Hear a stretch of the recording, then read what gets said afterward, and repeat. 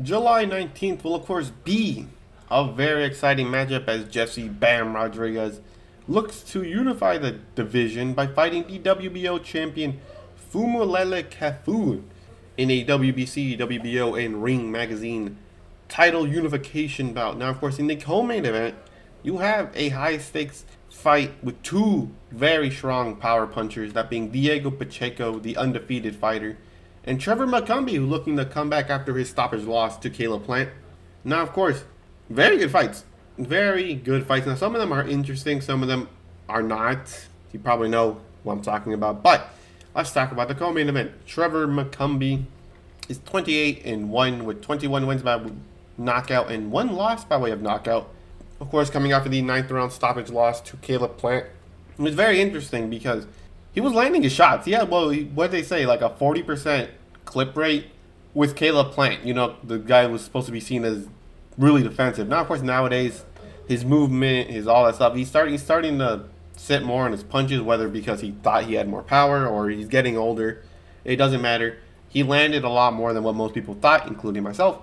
And the way he got stopped was actually very weird. His hand got caught in the ropes, and then he got hit with a bunch of shots back to back. He was doing good. He probably could have gone the distance with Plant, but his hand got caught. So, you know, that's something to think about. But one thing that is also very much to think about is the fact that his guard is not that strong. Caleb Plant managed to pierce the guard like multiple times. And that's not a good thing when you're fighting someone like Pacheco.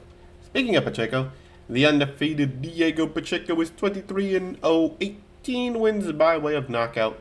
Of course, he is coming off of the unanimous decision win against Steven Nelson, which he was doing really well in until the last couple rounds, where Nelson started to catch Pacheco with the dumbest shots ever, because you would assume he would start learning how to block like a left hook, but he can't. He got hit with it by Nelson. He kind of looked stunned, you know, kind of staring at the clock like, oh man, this how long is the round, right? So that's something to think about. He also didn't really get caught with it with Selecki, but he got caught with it with McCollum and Caceres, which was the one where most people saw the flaw in his defense. And assuming that he hasn't learned in like 3 fights, I assume he still hasn't learned. But then again, that's more just a habit, right? Bad habit. Everyone has bad habits, including Pacheco. That being, can't block a leaping left hook. But his offense is one of the better ones in the division. He can throw very strong combos. He can fight pretty much at range. He can fight close, but not his best attribute, right? Close range fights, not so much. And he can fight in between punches. He knows how to punch in between other people's punches. Now, of course, due to his leaky defense, he could get caught, especially with someone with a strong punch like McCumbee. You know, that's something to think about. But besides that, who's going to win this fight? Although I'm saying that Pacheco has all this leaky defense and all that stuff, overall, he's still the better fighter, has a better resume, has the momentum on his side, has, of course, youth. McCumbee is 32, so he's still in his prime, you could say. But Pacheco is kind of more in his prime, I don't know. But I think there will be a knockdown, though. I think McCumbee knocks down Pacheco with the leaping left hook. I don't think he blocks it. I think he gets knocked down in like round 3 or something. But he ends up stopping McCumbee in the 8th round. Mostly because, actually, no, I don't even think of the 8th round. I think he's going to stop him like in the 7th. Because McCumbee, he has some pretty good defense, you know, for the most part, right? He could defend against some shots. But his guard that seems to get constantly penetrated by Caleb Plant. And not to be mean to Caleb Plant, but Pacheco probably has the stronger punch between them. So Pacheco could probably just break through his guard like multiple times and hurt him. But of course, with McCumbee being a very actually accurate fighter and having that leaping left hook like he used against Caleb Plant, it's safe to assume that McCumbee, he's a live underdog here. He's a live underdog. He has the weapon to hurt Pacheco. He has the accuracy to land that punch. It's not like, oh, he needs a lucky punch. He doesn't even need a lucky punch. He knows that punch. He can land that punch. We just have to assume that Pacheco can take the punch, which I think he can. But McCumbee being an accurate fighter, but he kind of burns out like quickly. Like he was doing really good against Plant, hurting him multiple times, but that was in like the first 4 rounds. After that, kind of going downhill. So if McCumbee wants to stop Pacheco, he has to do it quick, which is kind of a hard thing to do against someone like Pacheco. He's taken some strong shots before against Nelson, But yeah, I think Macumbi will just probably just get bullied in this fight. I'll be honest. He gets bullied and he gets stopped. Give me Pacheco by 7th round stoppage victory, breaking through Macumbi's guard and stopping him. But anyways, the main event. Jesse Bam Rodriguez, the WBC and Ring Magazine Super Flyweight World Champion, takes on Fumulele Cafu, the WBO champion, in a unification fight. Speaking of Cafu, Cafu is 11-3 with 8 wins by way of knockout. He may have 3 draws, but they all come against some of the best. That being his second fight against a debut opponent. I'm not talking about him. I'm talking about Jackson Chouk. I think that's how you pronounce his name. Sorry for mispronouncing it. He was actually doing pretty good for himself, you know.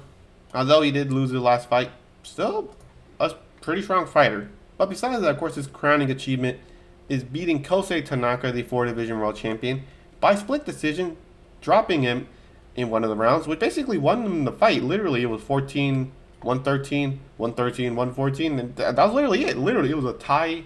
It was a draw, but Cafu dropped him, and he won the fight. Now, of course, I didn't make a video on the fight, but I did pick Cafu to win, so you guys have to believe me on this, man. You guys have to believe me. But the difference is he's taking on Bam Rodriguez. And no offense to Cafu. Cafu's a good fighter. We saw his fight. But Bam Rodriguez is just Bam Rodriguez. That's it. He's 21-0 with 14 wins by way of knockout. He is coming off of the 3rd round stoppage victory against Pedro Guevara. He's also stopped Juan Francisco Estrada El Gallo. He also stopped Sonny Edwards in their unification fight in flyweight. He beat basically 3 of the 4 old kings. They were old, but like they were still kind of up there in terms of rankings, right? But yeah, Bam Rodriguez has some of the best footwork in the game, some of the best punches in the game. He's just overall one of the best fighters currently in boxing. Now, of course, his achievements are not yet there to really rank him above other people in pound for pound. But, like, he's not that far off. I like Cafu. Cafu seems like a good fighter. He was the underdog, I do believe. And he upsetted a very good fighter in Tanaka. But it's just going to be the footwork of Jesse Bam Rodriguez. That's it. Bam was caught by Estrada, but he wasn't hurt. It was more just kind of just falling asleep at the wheel for a quick second. Or also because Estrada is just that type of guy, too. You know, Estrada is just that type of guy, right? But Cafu, he will probably have some good moments in the fight. He has strong punches, some good combination work. He is a tough fighter. He has heart. Everyone knows that. But it's just Bam Rodriguez too good. You know, footwork and everything is just... Give me Bam Rodriguez by 8th round stoppage victory. No. 9th round. 9th round stoppage victory using his footwork, combination power to overwhelm the WBL World Champion, and therefore becoming a unified champion once again in a different division. Now, of course, who do you guys think are winning these fights? I have Pacheco by knockout. I have Bam Rodriguez by knockout. Now, of course, everyone knows that's probably not the most controversial opinions or hot takes. Not really hot takes, right? But unfortunately, these are kind of fights that you probably can tell who's going to win. No offense to the other fighters. They're just fighting people who are kind of just better, you know? They have a shot. Everyone has a shot. It's boxing. Everyone has a puncher's chance. But, you know, sometimes, most of the time, those punches don't land. So, anyways, who do you guys have winning this fight? Leave it down in the comments below. I'd love to hear it. I hope you liked the video, and I hope to catch you in the next one.